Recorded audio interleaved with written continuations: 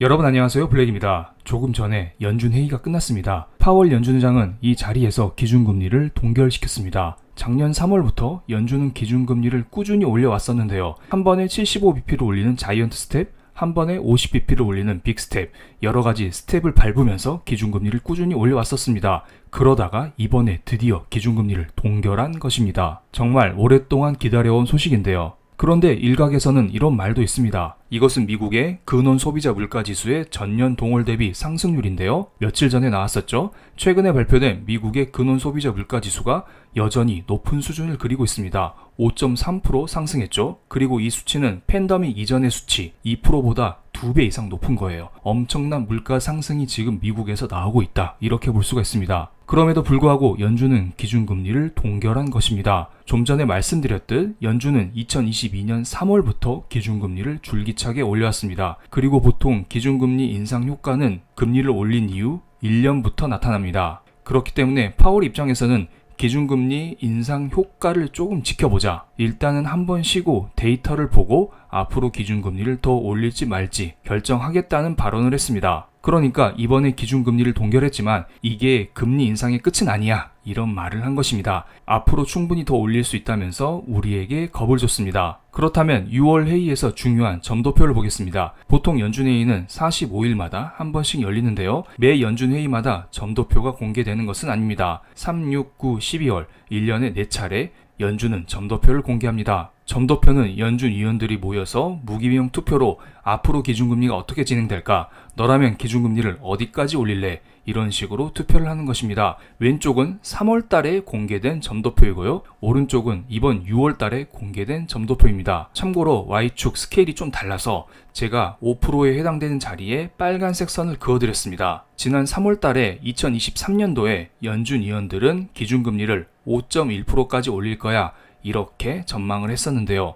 이번에는 5.6%까지 올릴 거야. 생각보다 매파적인 점도표가 나왔습니다. 그러니까 연준 위원들은 지금 기준금리가 5에서 5.25%인데 지금 자리에서 기준금리를 2번 정도는 더 올려야 된다. 상당히 매파적인 발언을 한 것입니다. 이름하여 매파적인 점도표 공격을 했다고 볼 수 있습니다. 그래서 시장은 화들짝 놀랐습니다. 패드워치에 따르면 현재 기준금리가 5에서 5.25% 이 수준인데요. 다음 연준회의 7월 달에는 기준금리를 한 번 올린 다음에 이러한 기준금리가 연말까지 동결된 이후 내년 초에 1월 달에 기준금리 인하가 한 번 나올 것이다. 이렇게 예상을 하고 있습니다. 어제만 해도 올해 12월 달 연말에는 기준금리를 한 번 내릴 거야. 이러한 전망이 우세했었는데요.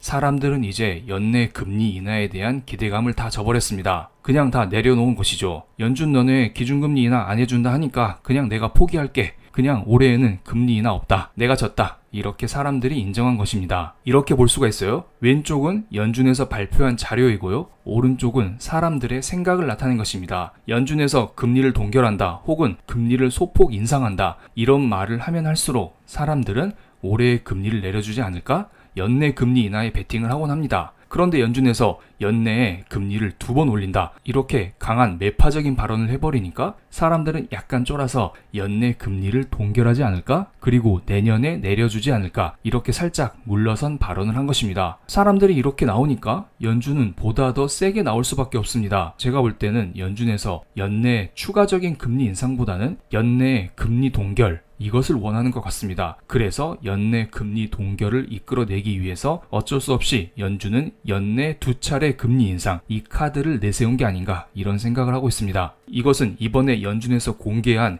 GDP, 실업률, PCE 물가, 코어 PCE 물가 전망치를 정리한 자료입니다. 그런데 이거 엄청 많죠? 그래서 제가 메디안 값만 취해봤습니다. 그런데 메디안 값만 취해도 매우 많습니다. 2023년부터 24년, 25년 장기간 여러 가지 전망치가 다 정리되어 있는데요. 그래서 제가 2023년치만 따로 따왔습니다. 이 값을 중앙으로 옮겨서 확대해 볼게요. 여기에서 어떤 걸 보셔야 되냐면 제가 급하게 영상을 만드느라 따로 표기를 못 드렸는데요. 마치 프로젝션이라고 써있는 게 지난 3월 달에 전망한 수치이고요. 바로 위에 나타난 게 이번에 전망한 수치입니다. 그러니까 GDP는 3개월 전 대비 상향 조정시켰고 실업률은 하향 조정, PCE 물가는 하향 조정, 근원 PCE 물가는 상향 조정시켰다는 것입니다. 연준은 생각보다 미국 경제가 강하다고 전망을 하고 있는 거예요. GDP를 상향 조정시켰고 실업률을 하향 조정시켰잖아요. 특히 실업률을 4.5에서 4.1%로 하향 조정시켰다는 것은 미국의 고용 상황이 생각보다 강하다. 이렇게 연준은 생각하고 있는 것 같습니다. 물론 코어 PCE 물가를 상향 조정시킨 것은 부담으로 작용할 수밖에 없습니다만 어쨌든 연준은 전반적으로 연착륙 가능성이 높다는데 베팅을 하고 있습니다. 그러니까 비행기가 이렇게 슉 날아가다가 아래로 꼬꾸라지는 것보다는 천천히 착륙하는 흐름, 미국 경제가 경제 위기를 겪기보다는 그냥 완만하게 바닥에 착륙하는 연착륙을 기대하는 것 같습니다. 그래서 연착륙이냐 경착륙이냐 이것을 가를 수 있는 요소 중 하나인 상업용 부동산에 대해서 파월 연준의장은 이런 말을 했습니다. 지금 상업 부동산이 문제가 있는 것은 맞다.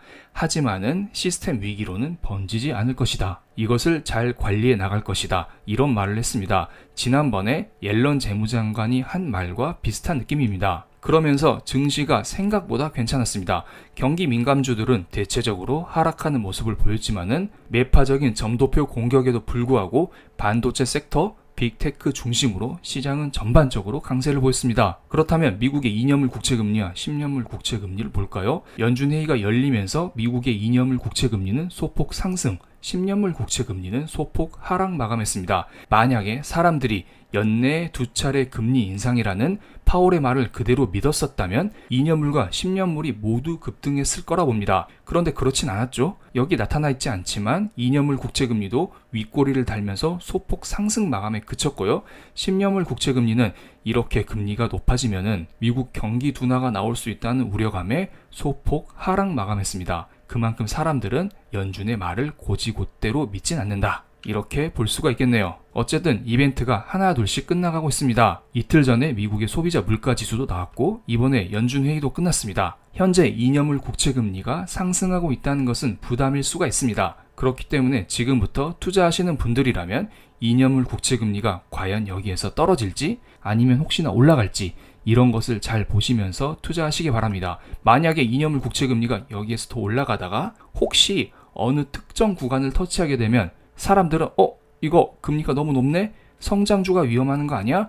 이러한 인식을 가지면서 증시의 조정이 나올 수도 있습니다. 그런데 만약에 반대로 국채금리가 안정을 되찾게 되면 흔히 말하는 골디락스 장세가 나올 수 있다는 점도 명심해 두시기 바랍니다. 그럼 오늘 영상 여기서 마치겠습니다. 제 영상이 도움이 되셨다면 구독, 좋아요, 알림 설정까지 부탁드리겠습니다. 감사합니다.